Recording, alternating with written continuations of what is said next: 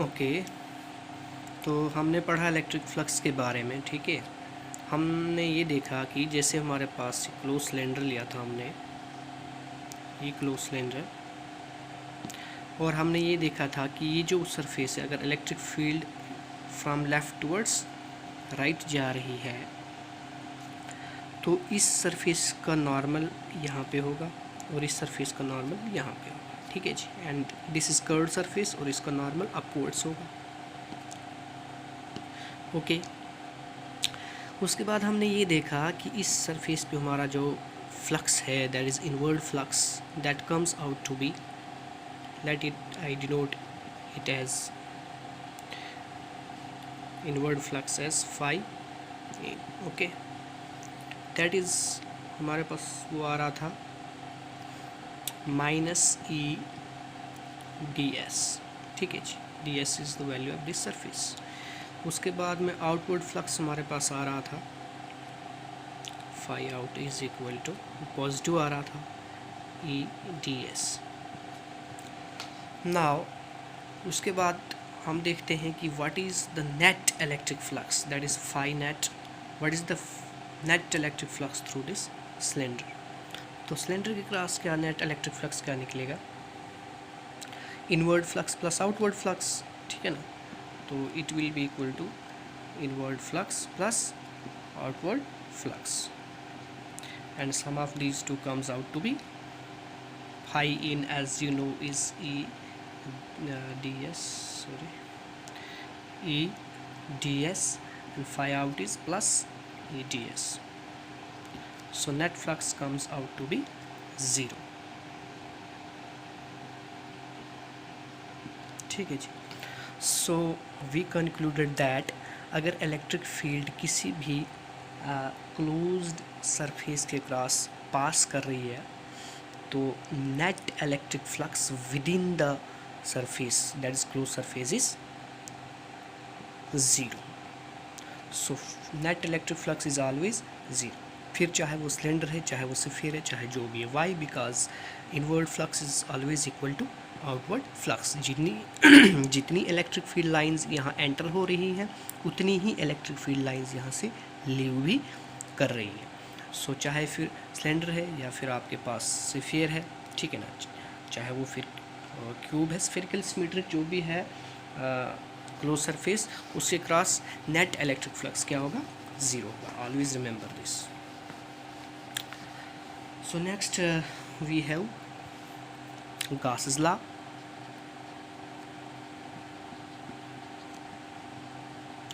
इसको हम Gauss theorem भी बोलते हैं।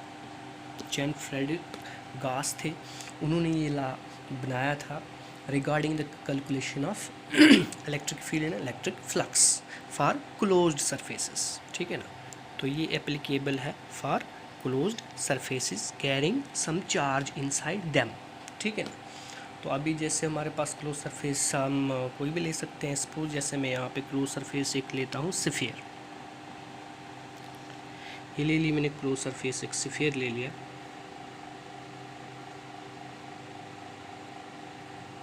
ठीक है जी। एक हाथ में फ़ोन है तो दूसरे हाथ की ज्योमेट्री ठीक नहीं बैठ रही है। This is a sphere, okay, and I suppose that this is plus Q charge inside this sphere. तो आपने फर्स्ट चैप्टर में पढ़ा होगा इलेक्ट्रिक फील्ड्स में कि जो एक सिंगल पॉजिटिव चार्ज होता है उसकी जो ज्योमेट्री होती है इलेक्ट्रिक फील्ड की, दैट इज़ स्फेरिकली सिमेट्रिक। यानी जो प्लस क्यू चार्ज अगर यहाँ पे है तो इसकी इलेक्ट्रिक फील्ड लाइंस जो होंगी वो हर डायरेक्शन में होंगी, ठीक है ना, ऐसे करके, यानी एक स्फीयर की तरह, इस तरीके से अवे फ्रॉम द चार्ज। तो यहाँ भी यही है, तो बाहर से ये स्फेरिकल सिमेट्री बन गया। यहाँ पे भी सेम यही है कि एक स्फीयर के अंदर है ये चार्ज, और यहाँ पे इलेक्ट्रिक फील्ड लाइंस अगर मैं ड्रा करना चाहूँ तो सपोज मैं 1 इलेक्ट्रिक फील्ड लाइंस ड्रा करता हूँ इस तरीके से, ठीक है जी। एक बाकी ये हर डायरेक्शंस में होंगी, यहाँ भी हर साइड पे, ठीक है। मैं एक ले लेता हूँ और यहाँ पे ये इलेक्ट्रिक फील्ड लाइंस डिनोट करें डायरेक्शन ऑफ इलेक्ट्रिक फील्ड। उसके बाद यहाँ पे अगर मैं एक सरफेस ले लूँ, ठीक है ना, छोटी सी सरफेस ले लूँ, portion of the surface, that is, इसको मैं बोलूँ अगर ये ds है, तो यहाँ पे नॉर्मल कहाँ को होगा, normal at this will be also in the direction of electric field. ये फिर आप ये सरफेस इधर भी लो, इधर भी लो, यहाँ पे भी लो, ये कहीं भी आप ले सकते हो, ये हर जगह जो है ये इलेक्ट्रिक फील्ड और नॉर्मल एक दूसरे की सेम डायरेक्शन होगी। तो ये नॉर्मल हमको किसकी डायरेक्शन देता है, एरिया वेक्टर की, that is ds vector. So E और ds वेक्टर सेम डायरेक्शन होगा फॉर दिस स्फेरिकल सरफेसेस। तो अब गॉस लॉ क्या बोलता है कि हमारे पास अगर कोई क्लोज्ड सरफेस है और उसके अंदर चार्ज है, यहाँ पे तो प्लस q है, आप 2q ले सकते हो, 10q ले सकते हो, कुछ भी ले सकते हो, चार्ज कुछ भी चार्ज का अमाउंट हो सकता है किसी क्लोज बॉडी के अंदर। तो गॉस लॉ बोलता है कि उस बॉडी के अक्रॉस जो फ्लक्स होगा वो फ्लक्स किसके बराबर होगा, that will be equal to 1/ε0 multiply the total charge, यानी जो ये टोटल चार्ज बॉडी के अंदर कितना है। 1/ε तो हर जगह होगा ही होगा, चाहे वो क्यूब है, चाहे क्यूबाइड है, कोई सिलेंडर है, उसके लिए 1/ε0 तो हर एक के लिए होगा, लेकिन multiply by the charge, charge जो है ये what is this, this is the total charge, this is the total charge inside this closed surface. तो ये कितना है उसको आपने मल्टीप्लाई कर देना है 1/ε0 से, वही फ्लक्स निकलेगा, बाकी आपको कुछ नहीं करना है। ये बोलता है गॉस लॉ, ठीक है जी। तो इसके लिए स्टेटमेंट हम कैसे देंगे, स्टेटमेंट हम देंगे कि the total electric flux through a closed surface is equal to 1/ε0 times the total charge enclosed by the surface, ठीक है जी। तो मैथमेटिकली इसको हम कैसे लिखेंगे, मैथमेटिकली हम इसको लिख सकते हैं phi is equal to integration E dot ds is equal to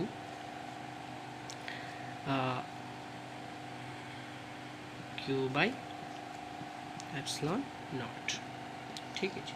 so this is the statement of Gauss law.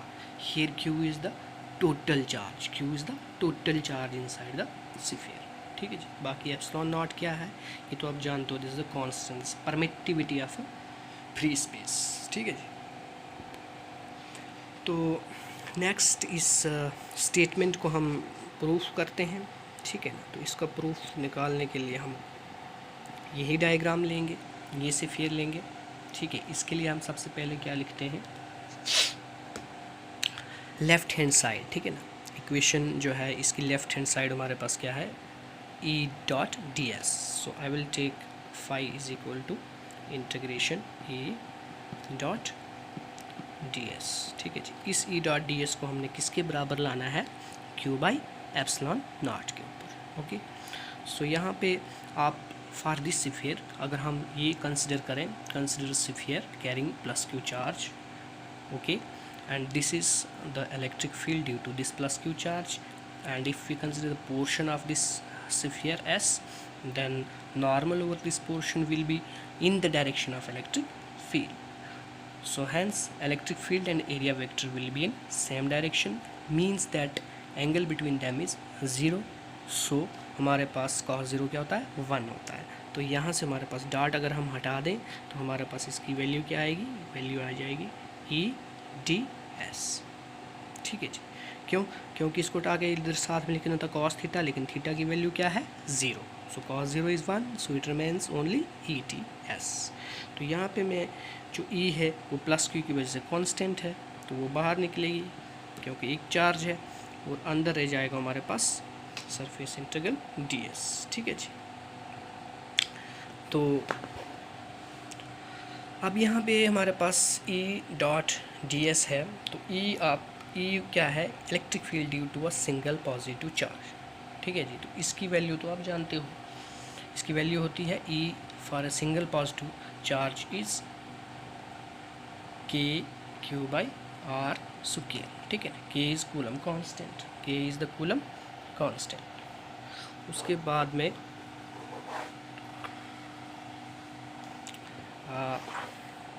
E की value is kq by r square, and next we have integration ds.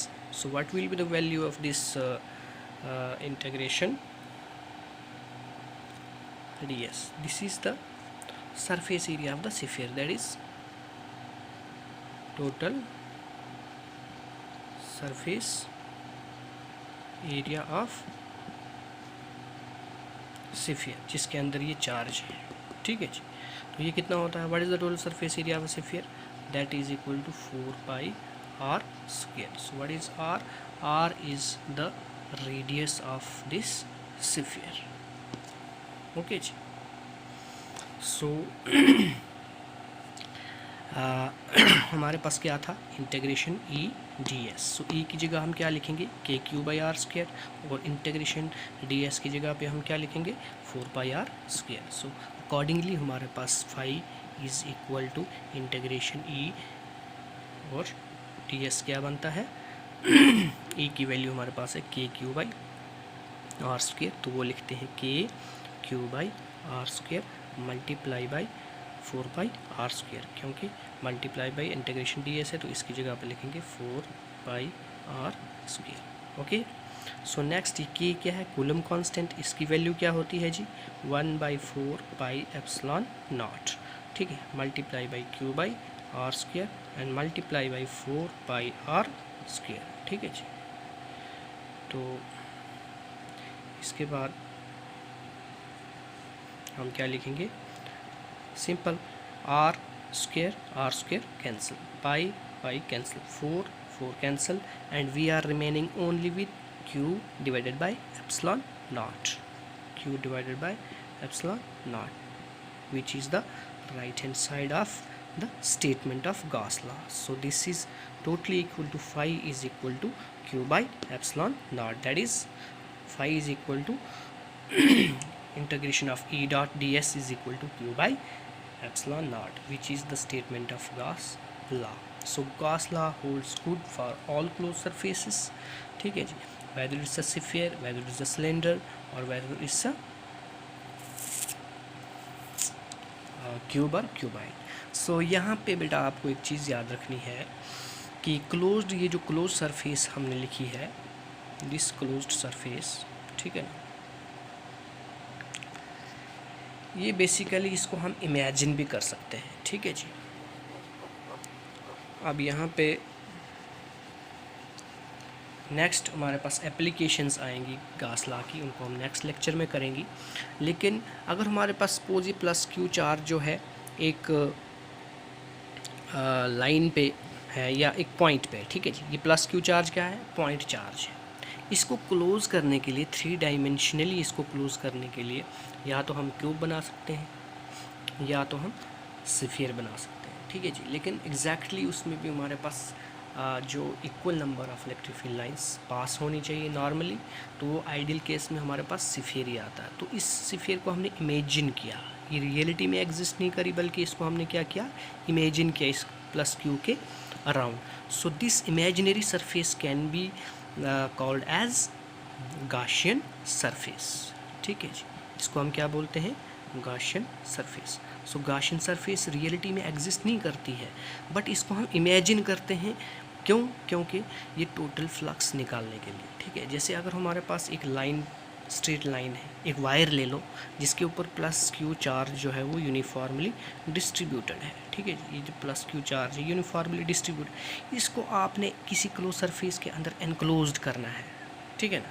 तो आप कौन सी surface बनाने की, कौन सी geometry आप बनाओगे, we have only option that is cylinder, ठीक है ना।